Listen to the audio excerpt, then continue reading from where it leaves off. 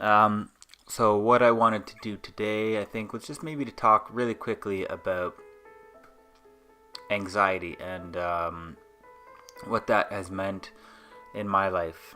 Just a reminder too that I do run a masculinity group on Facebook called Masculinity Makeover. You can search for it and join if you'd like. It's a place where we just discuss masculinity and how we are aiming to change the way men act. And part of that for me is being really upfront about mental health issues that impact me, because I think this is something that isn't shameful. I think it's beyond that. I think it's really important to talk about and something that a lot of people do experience. And so I was just talking a little bit about how my anxiety manifests itself on a day-to-day basis. Now, I do take medication for my anxiety. Not all days are as bad as others, but when I do have rougher days, I should say,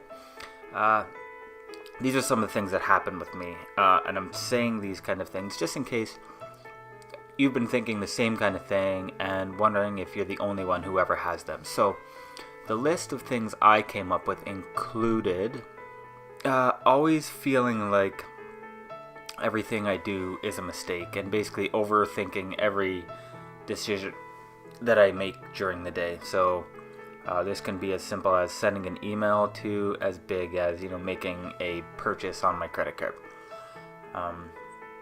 As soon as I press buy or as soon as I hit send, I spend the next minutes or hours or days kind of wondering how each sentence might have been wrong, how people could interpret, why did I send it at the time that I sent it at, did I need to send it at all?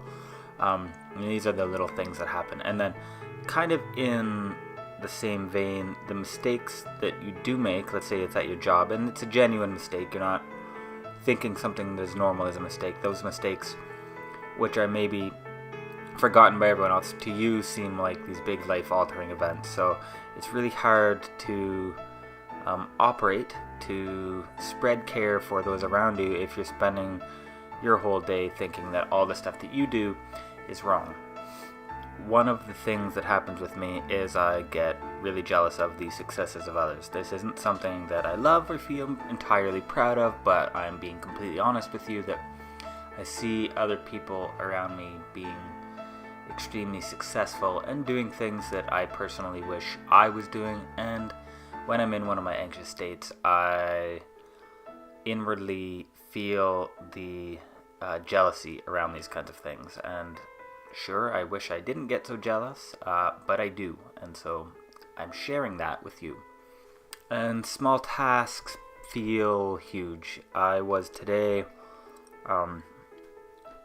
just drying dishes, putting away knives and forks, and then saw like a can of pop on the counter and thought that even putting that away in the recycling was going to feel like a very big task. And I know that saying this seems like that is impossible, but I remember very much in the moment thinking I can't keep this place clean, and that one can of pop seemed to be the single thing that was keeping me from a clean house or a not clean house. And so I just wanted to throw out there that is the way I feel from time to time, just that really small things become really overwhelming and take a lot of energy. And speaking of energy, another thing is I spend a lot of time lying down. I described this earlier as like always sleeping, but it's not always sleeping, because sleep itself is actually something that's harder to come by, but the lack of wanting to do anything else. Almost an overwhelming feeling of I can't accomplish all these other things, so what I'll do instead is just lie down. And then hand in hand with that, I end up getting really angry that I've made the decision to just lie down when there are so many other things that I could be doing that to me I consider productive. So there are tons of ways just in a day-to-day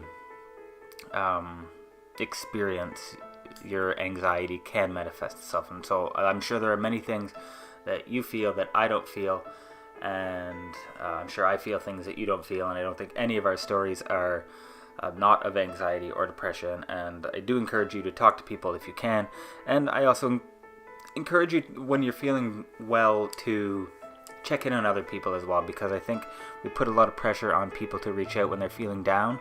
When I know when I'm feeling down, I feel like reaching out is a bit of a burden to others, so I would encourage people to reach out to the people around them whenever they do have the energy and mental well-being are in a good place to be able to check on their loved ones, just in case they're feeling a little bit down. Alright, take care everybody, and talk to you later.